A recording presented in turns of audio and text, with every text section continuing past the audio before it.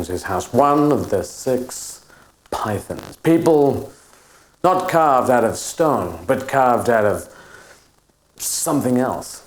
They are Python, and here on this very table, the Monty Python television series was written 30 years ago. Crazy sketches that were taken into the BBC, and the BBC said, well, all right, because they didn't know what they got, because they were fools. Here, the albatross that was round John Cleese's neck when he said, albatross, what flavour? It's not any bloody flavour, it's bloody albatross flavour. The entire family tree from here to 30 years. The sketches, the albums, the radio times, the matching time, handkerchief videos, CD-ROMs, everything. The Python story starts here, and it is a story.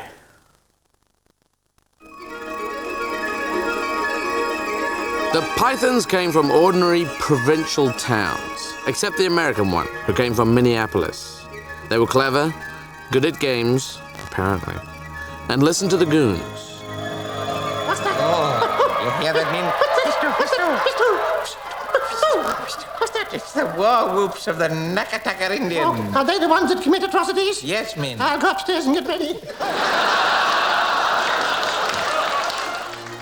At Oxford, Michael Palin was studying history when he met English student Terry Jones. Over in Cambridge, another English student, Eric Idle, was punting with John Cleese, studying law, and medical student Graham Chapman. Terry Gilliam, the American one, was studying political science at a college in Los Angeles. Kind of funky. At university, their academic pursuits took second place to writing, performing, and being funny. In England, Peter Cook and Beyond the Fringe had proved that you could do this sort of thing for a living.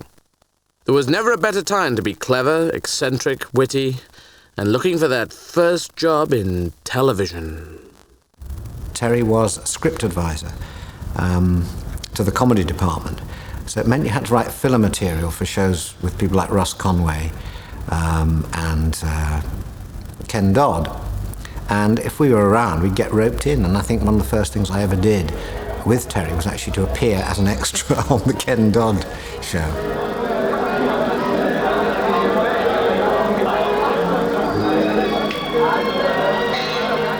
Mike and I started writing together and writing material for Kathy Kirby's show. I remember doing a Billy Cotton band show and things. And then Mike and I started for the Frost stuff. Fellow Oxbridge graduate David Frost had made a great impact on television with That Was the Week That Was, and was the perfect producer to encourage new talent into the business. Well, we were very lucky. We were the first generation who could go straight, really, from university into television. You know, before that, usually people had gone to Fleet Street or somewhere and then moonlit or moonlighted on television. And now we were the first generation who could go straight into television. It was a great sort of experience, really. And particularly, I say, for Mike and I, we did some studio sketches, but we got involved with writing these little visual things, which were, I think one of the things was what happens to judges when they have a recess.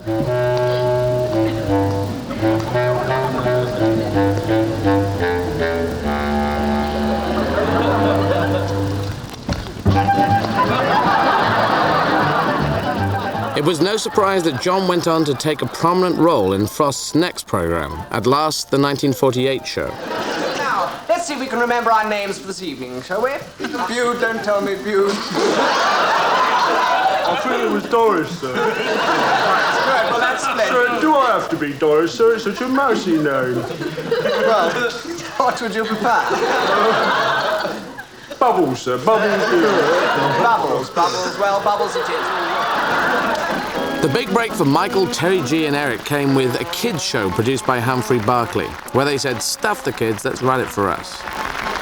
Yes, once again we halt a little bit of London's traffic to bring you Do Not Adjust Your Set. Tonight we're going to show you one of the most extraordinary sights ever seen on television screens.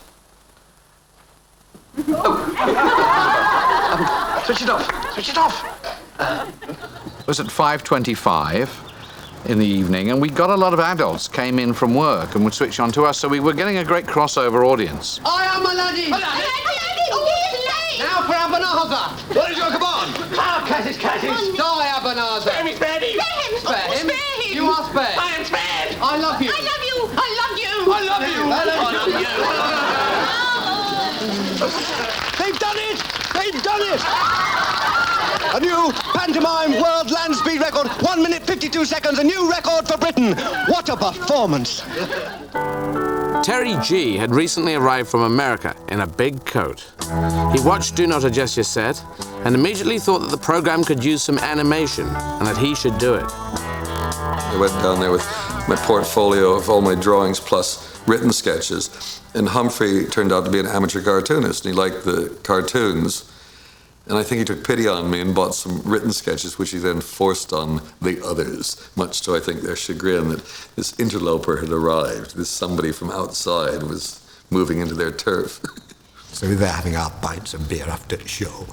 And Terry Gilliam comes in, this wonderful fur coat, you just remember, all down to his feet, and a very, very glamorous girlfriend, you know. We hated him immediately. Eric was the most friendly. He befriends strangers quicker than the rest. And Mike and Terry, I just remember sitting they were in the back of the bar, glowering. Who is this guy with the big coat?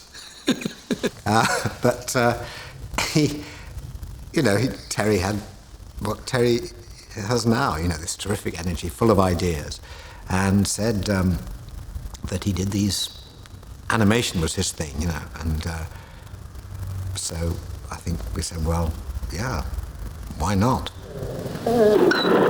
As soon as we saw the first, I think it was the Christmas card animation he did, it was just wonderful.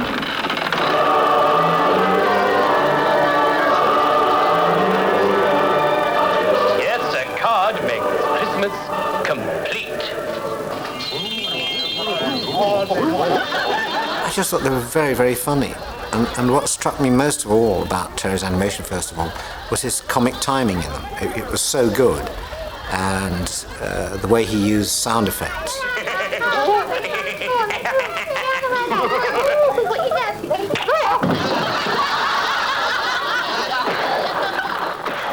It was all very simple. It was almost like sort of child's collage effect. The drawings weren't that elaborate, he just moved things around. But it was the timing was absolutely spot on, and that's what impressed me.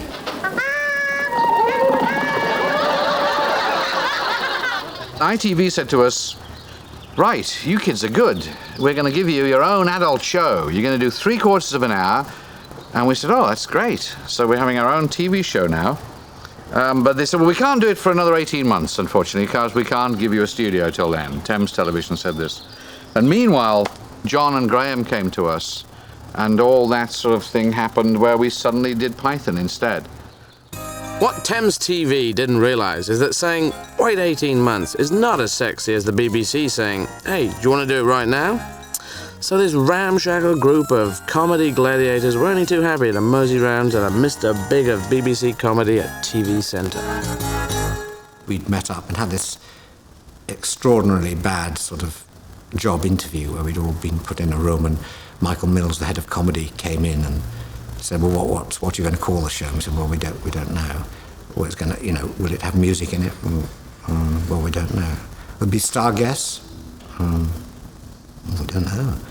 You know, hopeless. We were absolutely hopeless. And at the end of it, he stood up, looking slightly irritable, and said, all right, I'll give you 13 shows, but that's all. I think the lovely thing was there wasn't a sign of a spotlight on us from anywhere, and we'd been given this little sort of backwater to play in, and we never thought we'd get on before 11 o'clock on a Sunday night. So we were just able to play, and there was a sense of excitement from quite early on that we were being able to throw out all the conventions that we thought were boring. And I remember one particular meeting when we began to get a sense there was a sort of an energy running, that we were all facing in the right direction, although we couldn't have, or the same direction, where we couldn't have actually defined what it was. A lot of time was spent on deciding what to call the programme. Bun, Whack-It, Buzzard, Stubble and Boot was one. Arthur Megapode's Cheap Show was another. Owl's Stretching Time, my favourite. But they were all abandoned in favour of Monty Python's Flying Circus, which is complete nonsense, but which now seems like a big name in a dictionary and really quite sensible. The Pythons really planned to push the boat out in comedy terms, but just as they were about to push their boat out, they saw... Sir William Blobbs, a clear win there by 8 bars in the key of E flat. comedy hero and ex-goon Spike Milligan had already pushed the boat out with his television series Q5. Here we are for the start of the 400-meter standing still dash. Inside lane is Grandy of Ireland. So the Pythons realized they had to push the boat out a lot further, or maybe attach a motor to the boat, or get a bigger boat. They're off. The inside lane was making the game. Spike suddenly exploded comedy. I suddenly realized we'd all been writing cliches in a way, and that the cliche was a 3-minute sketch which had a beginning, middle, and end with a punchline, or you wrote a one-liner or what we call a blackout sketch, which would be like 30 seconds with one joke. Stop! You're all wrong! It's John Bluthal of Field with Lost the Something fame. Spike showed you could change, you could break this up, you could have sketches that went into other sketches, you could sort of have things that didn't have punchlines, you could play around with it. Just a minute. Who are you? Reveal yourself.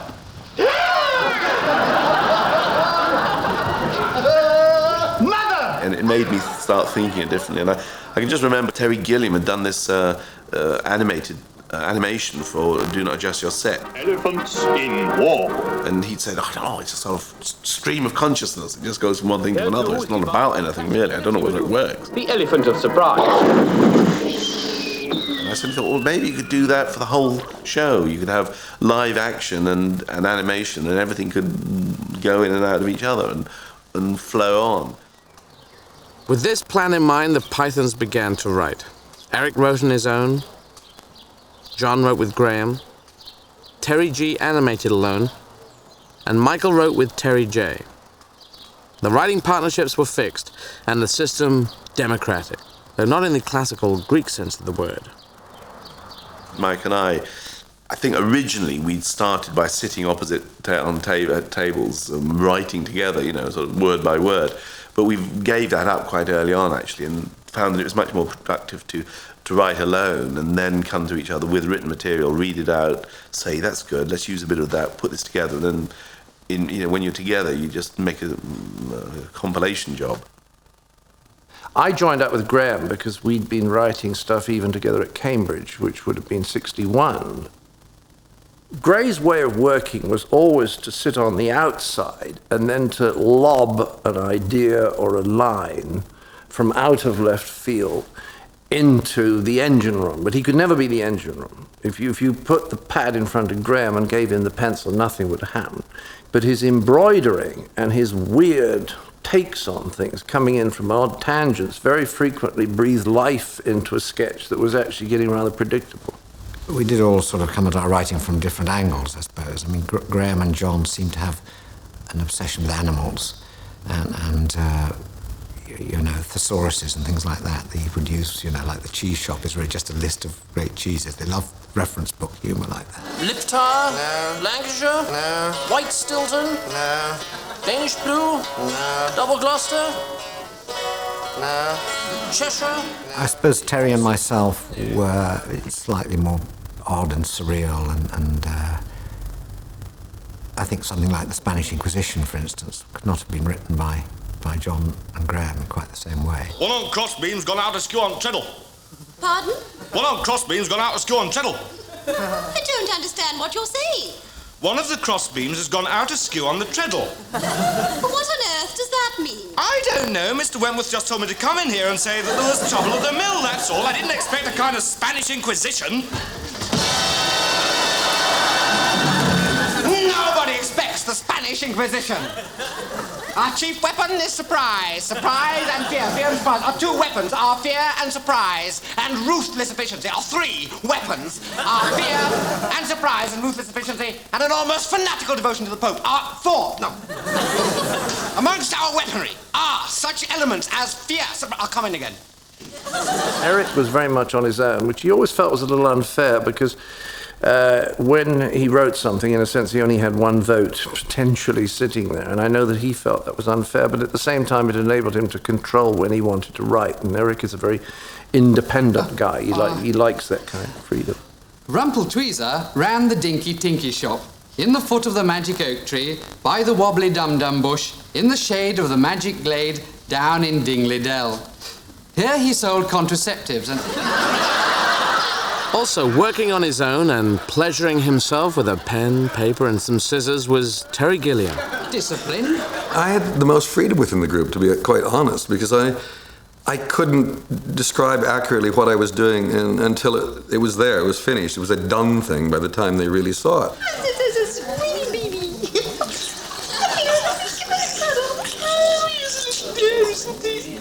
You shouldn't let him suck on the tummy, my dear. Oh my God. No! Don't touch it!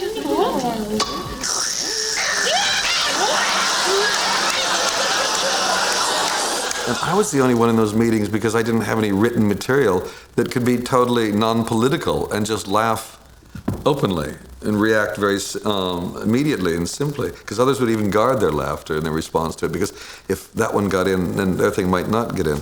And so in a strange way, I became the audience. The first programme was broadcast on the 5th of October 1969 on BBC One at 10:55 p.m. GMT, or thereabouts. At the recording session, the real studio audience stared at them as if they were 6 pigs playing banjos at a bar mitzvah. We were very nervous. Good evening. There weren't many laughs. The studio audience was probably in shock.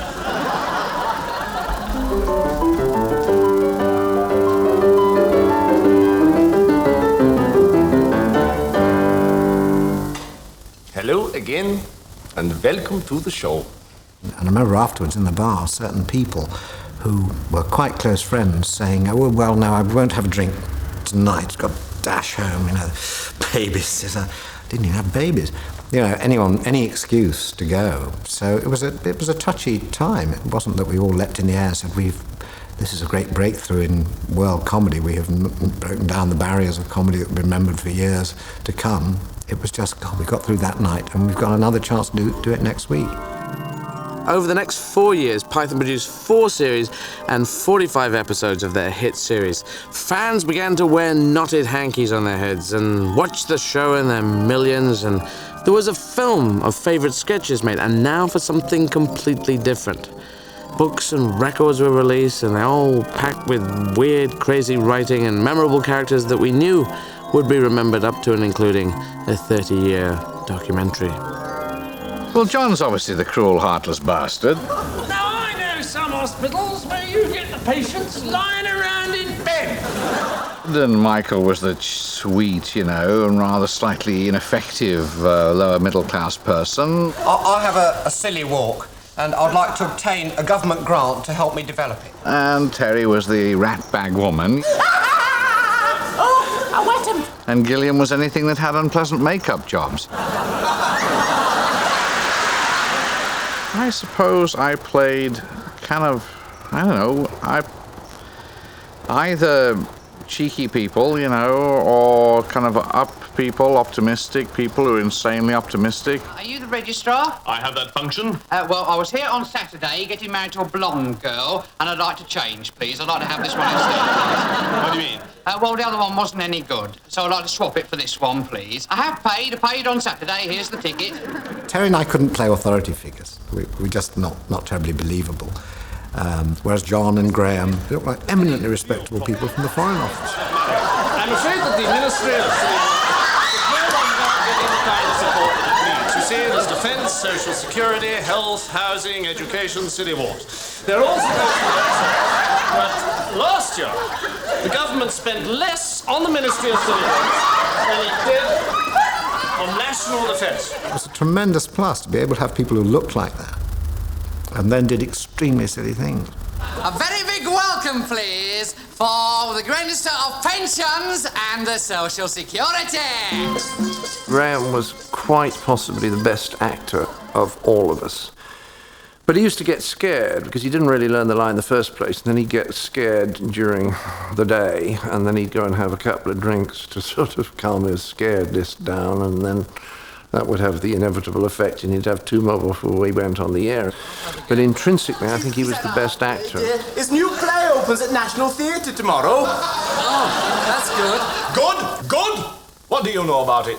What do you know about getting up at 5 o'clock in the morning to fly to Paris, back at the Old Vic for drinks at 12, sweating the day through press interviews, television interviews, then getting back here at 10 to wrestle with the problem of an homosexual nymphomaniac drug addict, involved in the ritual murder of a well-known Scottish footballer. That's a full working day, lad. I wasn't such a good woman. Terry was a very good woman. Hello, Mrs. Rogers? No? Oh, I must be in the wrong house.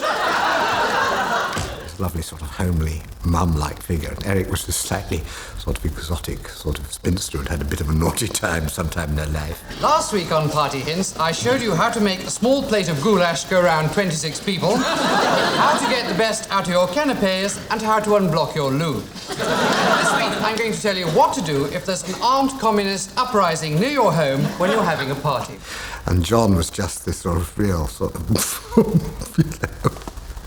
How can I describe it, really? How do you do? How do you do? The Pythons played a lot of female characters themselves, but if they ever needed a female character you were actually attracted to, they called on Carol Cleveland. The fellas were always apologizing to me for not having more for me to do. Now, they did write very well for the older women, which they played themselves so well, far better than I could, but they couldn't write funny parts for young women. Are you the marriage guidance counsellor? Yes, good morning. Morning, sir. And good morning to you, madam. They'd only written 5 scripts to begin with, and I think I got 3 of them prior to filming. And I read through them and thought, well, some of it was very funny. Some of it, admittedly, went right over my head. And some of it, the rest of it, I just thought was plain infantile. I mean, I thought, what is this all about? So I just threw myself into it, and gradually came round to thinking, hey, this is great stuff. It's silly, it's bizarre, it's clever, it's wonderful. What seems to be the trouble with your marriage, Mr. Pewty? Well, it all started about 5 years ago. We started going on holiday to Brighton together. Deirdre, that's my wife, has always been a very good companion to me. Well, I never particularly anticipated any marital strife. She was used very much in a sexual role whenever there had to be real sex. And we would nick all the other parts where you had to be just like cheeky women, you know, silly old ugly women. And she was very tolerant and very good at that. And I think she was a female. It was a stooge, largely. You suspected your wife? Well, yes. 24764. Looking back on his early work, Terry Gilliam is baffled by how he created such weird stuff. When I do see them by mistake, I'm always surprised by them. I look at the animation and I'm kind of amazed by it because the guy who did it isn't me. Henry, turn that television off. You know it's bad for your eyes. I mean, it's somebody else that did that. I mean, I recognize some of me in it, but it's not. And I don't know how I thought of those things. Quite honestly, I look at it, Jesus, what was my mind doing? How did I get to that point? Despite the success of Python and the winning of a prize at the Montreux Film Festival, John had been restless for some time, and by the end of Series 3, he decided to leave the group, like a penguin leaves the other penguins, and jumps into the water and swims off. Because he'd written the Frost Report for 3 years beforehand, he ran out of steam writing the 3-minute sketch much sooner than everybody else did, which is why he wanted to leave much sooner than everybody else. He'd done it. I felt very much that we were repeating ourselves. I felt that Gray and I only wrote 2 genuinely original things in the whole of the last series, and I think they were Dennis Moore and The Cheese Shop. And I just felt that everyone else's material was also repetitive, and that if anyone said a sketch, I could say that's that sketch from the first series combined with that sketch from the second series, and a little bit of that sketch from the second series too. And once you could begin to identify sketches like that, I thought, why are we doing it? Whereas the other guys liked the process. And I was carrying Graham, and there was no chance that anyone was going to start writing with him. And I also wanted to move on. As their TV life came to an end, the Pythons, including John, found themselves wanting to work on a bigger canvas. Seeing as they could all spell the word history, they decided to produce a film of the quest for the Holy Grail. Charlie, you come to this mark there, to where Suko is. Suko, you turn there. Filming Holy Grail was just a nightmare. We had 5 weeks to film it, and we're shooting up in Scotland. And everybody said, you can't shoot it in this time, and there's no way you can do it. And we just knew we just had to try and get through it all. You can to start with. I just remembered being cold and damp, and you could tell what time of day it was by how far the wet had soaked up your woolen armour.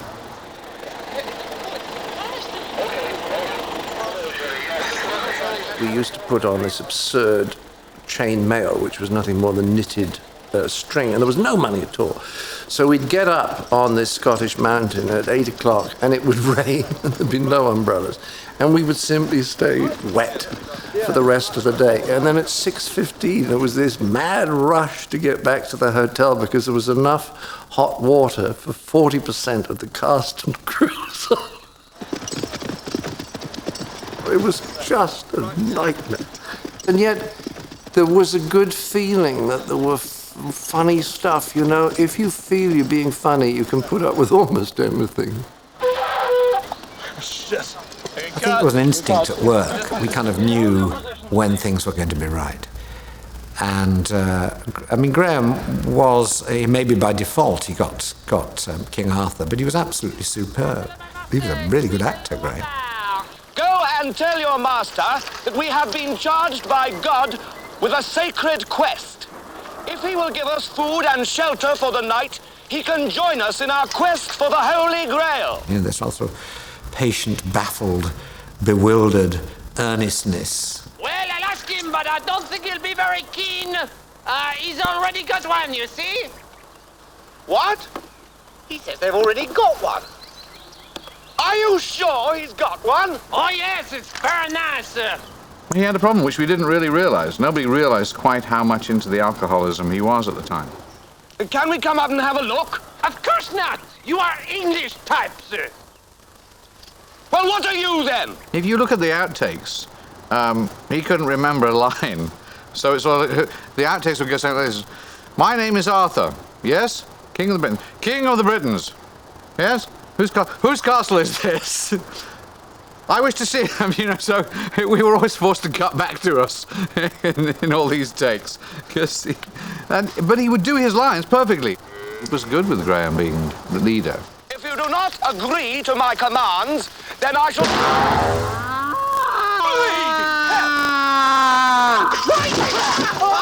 The film did make a lot of money, and I think it made $12 million. And on the basic investment, that was a fantastic turnover. The film was a big old success and acquired some interesting fans. I went to Graceland because I'm a big Elvis fan, and they had Elvis's video collection had been kept there, and there was Monty Python and the Holy Grail. Apparently, it was one of Elvis's favourite films, and he used to recite chunks as well. Elvis used to do the knights who say, Who are you? We are the knights who say... Elvis and Monty Python. I just can't see that working, but he loved it. And I was saying, Holy Grail was released in the States, and the Python TV series was first aired on a local network in Dallas, and then went all across the US. Everyone expected Python to sync without a trace, but weirdly, it didn't, man. Most Americans were laughing at things they didn't have any idea what the references were. But it's that sheer strangeness and the sense of timing, and like all good comedy, timing. And it had just the characters, the visuals, the drag. It comes back once again to drag. And there's nothing funnier than Terry Jones in a wig. And I'm sorry, he's attractive in a wonderful way. In a kind of a French-Italian... Anyway, I think I'd better be going. You've got a nice torch, haven't you? When it came on, I used to play on Sunday evenings, and it kind of replaced religion for me. That was my Sunday ritual. Sunday evenings, tune in the Pythons, and I just loved it. I've always assumed it's an explanation, but it's not one I'm sure about, that somehow the characters that we did were kind of archetypes, because they seem to have rung bells with people, even in Japan. You don't have to, have a PhD to understand Ministry of Silly Walks. It's funny if you showed it to an 8-year-old. It's funny because look at that silly walk. I think I was in about 3rd grade, so I was about 8 years old when I first saw it. And the irony is that for us, that was the dirty little show that the kids weren't supposed to watch. And then, of course, we would all go to school the next day and talk about it. And, you had to sneak downstairs and turn it on. And if Mom caught me, she would be very angry because I was supposed to be in bed, first of all, but also just because of what I was watching. Because there was titties. I mean, that was the key. But it was really, being 8 years old, that was my introduction to humor, really. Python it gave me something like when I was growing up in like Anytown, USA, like just something that I felt was like mine, and I felt like it gave me like, I don't know, just some kind of edge on humor that other people didn't see. Like I felt like, probably for not probably wasn't a good thing, but in a cocky way, I felt like I saw humor in a bigger, better, wider way than other people who were just sitting around watching. I don't even know what the hell kind of comedy was. Three's Company and stuff like that. Although the TV series of Python was an ex-parody, by the mid-70s, the Pythons were taking part in a huge amount of acting, writing, and directing. A big old list of memorable projects. Ripping Yarns, The Ruttles, Jabberwocky, and Faulty Towers. But Monty Python lived on in stage shows for Amnesty International, and Python junkies could now see their favorite sketches being performed live. I wish to register a complaint.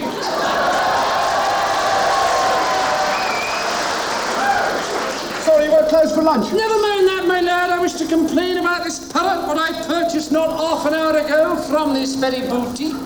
Oh, yes, the Norwegian blue. What's wrong with it? I'll tell you what's wrong with it, my lad. It's dead. That's what's wrong. I particularly enjoyed those shows again, those Amnesty shows, because we used to go on in the theatre after the evening show, whatever was on there, had stopped. That audience would leave, and then an hour later our audience would arrive. And it started at about 11 o'clock. And there was a nice feeling that everyone knew it was going to be a little bit rough because it was a charity show and it was late at night. And that rough edge, in a funny kind of way, made it more fun for me. And I always have enjoyed performing with Michael because we kind of tried to break each other up. He's stunned! Stunned? You stunned him just as he was waking up. Norwegian blue stunned easily. Now listen, matey, I've had enough of this. John was very good at that, and he'd throw extra lines in or just look at me in a certain way, and I'd crack up, and similarly with him too. And I seem to remember that, having a great time, but being very naughty and cracking up an awful lot. Oh, he's probably pining for the fjords. Pining for the fjords?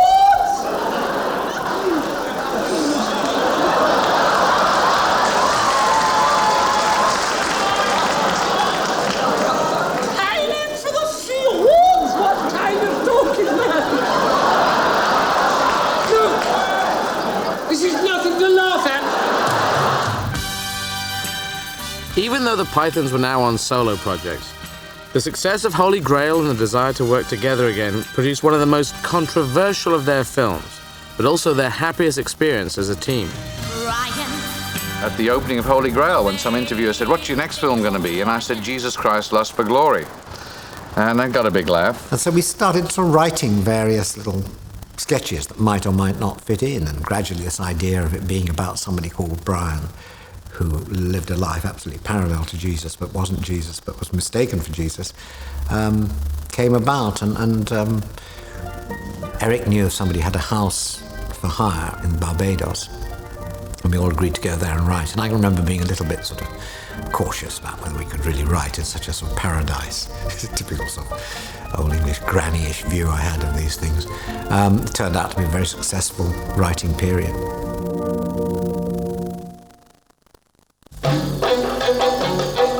Brian was probably the best time for us all working together. And we were out in Monastir, we were out in the sunshine. It was quite pleasant. Brenda over here. We had a bit more money, so we could afford a hotel room each. And it was in Tunisia, which was quite pleasant. I think it was, and we decided that only one person should direct. And so Gilliam did the art direction, and Jonesy did the direction, and that was sort of spared them both agonies. It was trying to find a way of working so that what I did was, I did what I was good at and didn't get frustrated and crazed by the other side of it. So Terry and I split, and he directed it, and I designed it. The little spaceship sequence in the middle was a way of escaping from animation and do live action stuff with models and special effects and learning how to do it. We didn't have any special effects people, so we went down to the local joke shop, bought all these exploding cigars, emptied the gunpowder out, took a light bulb, broke the glass part using the filament as the sparking device, and made the explosion. It was great because we had nothing, no money, no time, and we just had to fake it. And it's always been, to me, the best way of learning under those conditions, rather than being given everything and going out there with the best technicians, with the best designers. And you don't learn that way. I mean, my attitude is always try to learn by making the mistakes myself. Oh, you lucky bastard. By this time, Graham had become a reformed character. He'd stopped being this, enormously messed up alcoholic. And his real natural character came out, and he was finally able to do things without alcohol and learn his words, and he knew all his words suddenly. He didn't have to fight his nerves with this dreadful alcohol thing. So he was a sort of saint on Brian. He really was. Let me speak to them, Pontius. Good idea, because citizens. We had to have this crowd laughing at Graham's speech impediment as a lithba, and Mike as somebody who can't pronounce his R's. So we got in I think a Tunisian comedian along. We thought, well, we'll get him talking, and then we'll shoot them laughing. And of course, it didn't really work, really. So after a while, I sort of I got up and I said to the assistant director, I said, just tell them to do what I do, all right? So he's, and I sort of started laughing hilariously, and then fell on my back and wagged my legs in the air. And to my absolute delight, the entire 500 all laughed anyway, and then fell on the floor and waggled their legs in the air, and they thought they'd never had such a good time in their life. And the dust rose, and it looked wonderful. But of course, we weren't turning over because I was just asking them I was trying it out, And then we shot it. But it was never quite as funny as that first moment, I'm afraid. They never laughed quite the same way. Well, that's something I said. Even though Brian had a strong storyline, the great sketches or scenes still jump out at you. This man commands the Quack Legion.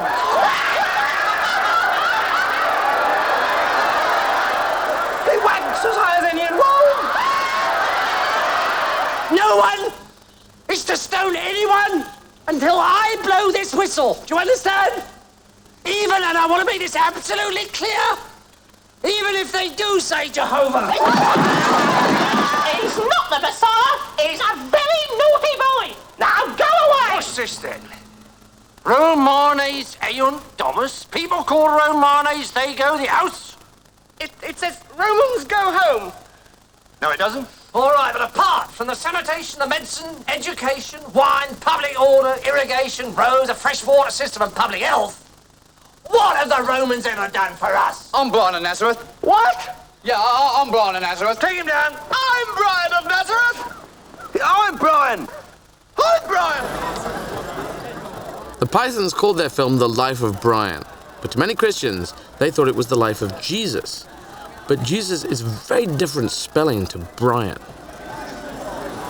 I never felt really threatened by sort of people close to home until I suppose that John and I went on this late night programme where it was debated with Malcolm Muggeridge and the Bishop of Southwark. I simply don't think it was worthy of you.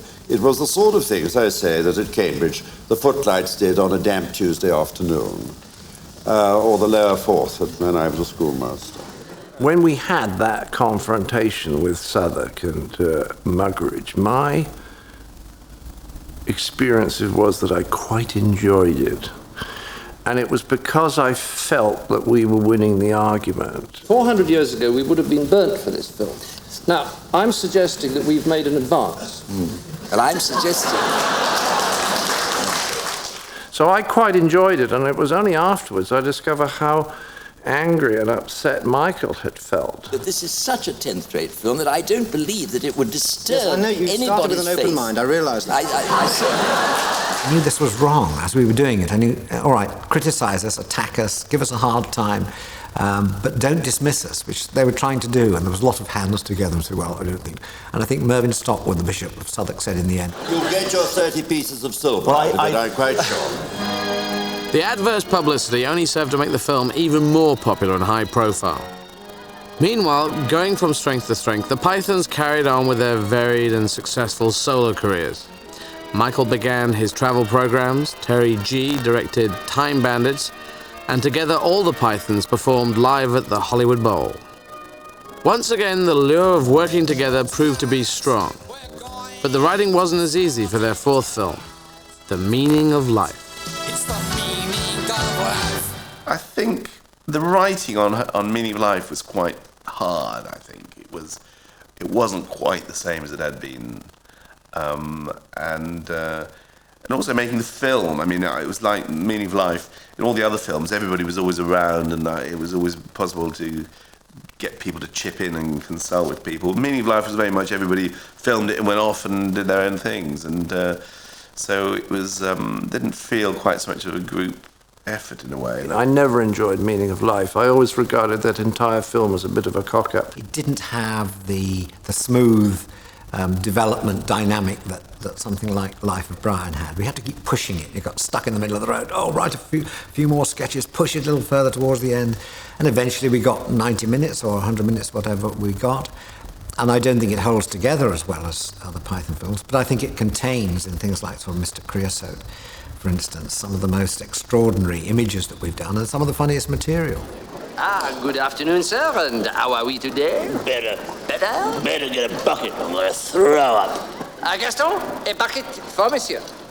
One of the sketches that didn't work when we first read it out was the Mr. Creosote sketch, is the fat man throwing up in the restaurant. I think it was just after lunch, and Mike read it out, and nobody thought it was funny. It was just one of those things that just went to the bottom of the pile. And I felt, Mike and I were convinced that was one of our funniest sketches.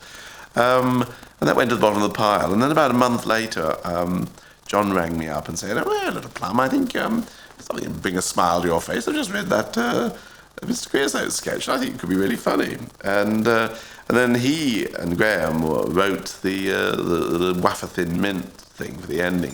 Finally, monsieur, a wafer-thin mint. Oh, sir, it's only a tiny little thin one. Now, fuck off, I'm full. Oh, sir. It's only a wafer-thin. Yeah, I couldn't eat another thing. I'm absolutely stuffed. Bugger all. Oh, sir, just one. Oh, just one. Just the one, monsieur. Voila.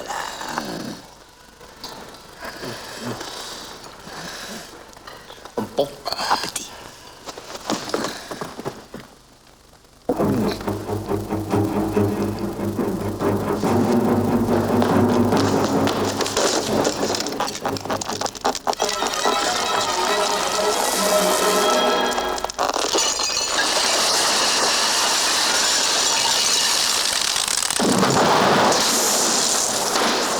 The film looks really good. And it won the jury prize at Cannes, which was fabulous too. We played it, and on the jury, we played Mr. Creosote, and on the jury was Orson Welles, who at that time was closest to being Mr. Creosote in real life than anybody possibly, eating with both hands, I think. And they voted it the jury prize. They wanted to make it the best film. And one of the writers on there said, no, you can't do this. So we only got the jury prize. Damn them bastards. With The Meaning of Life now completed, the Pythons were hitting their stride in their solo careers. As ever, the projects were many and varied. Books, travel programs, films directed, written, a whole bunch of stuff.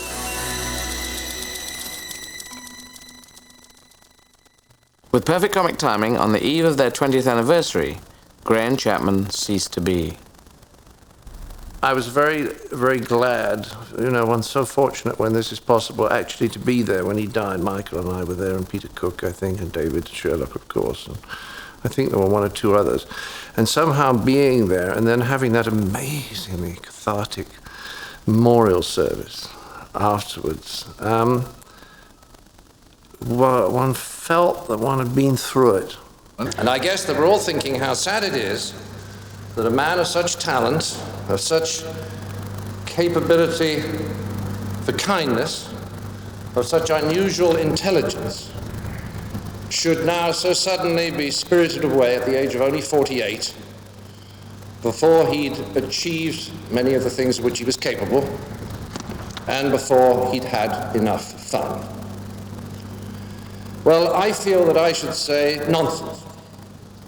Good riddance to him, the freeloading bastard. I hope he's fried.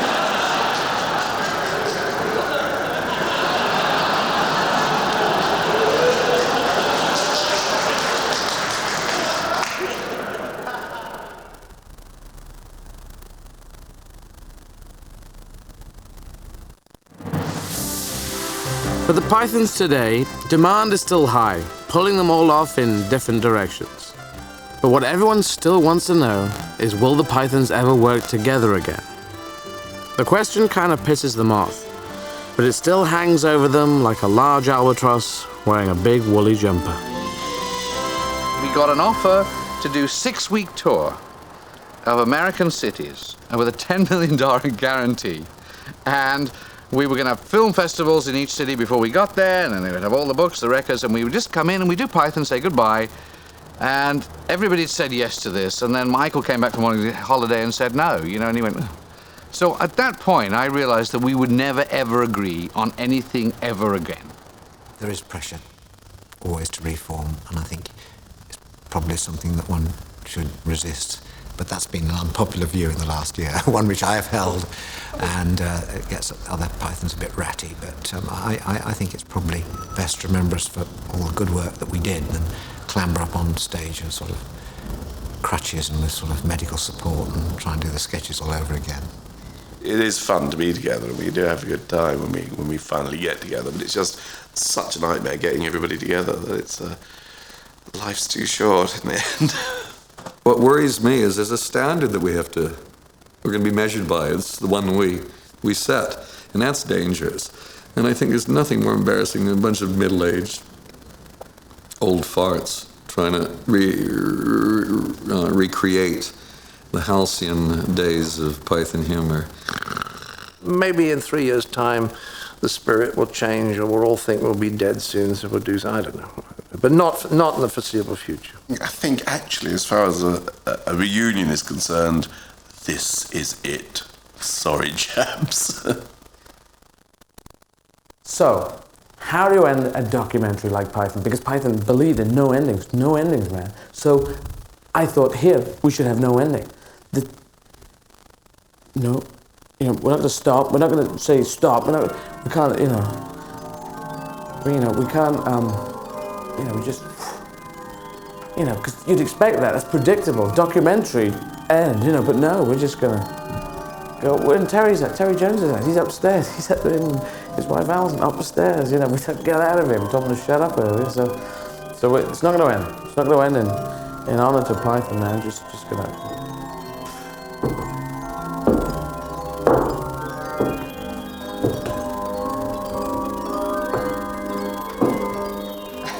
Great. That was really good. That was 45 seconds. That was the right length. We haven't finished yet. We're still going. That's good. Thank you. So how do we end? Hmm? No.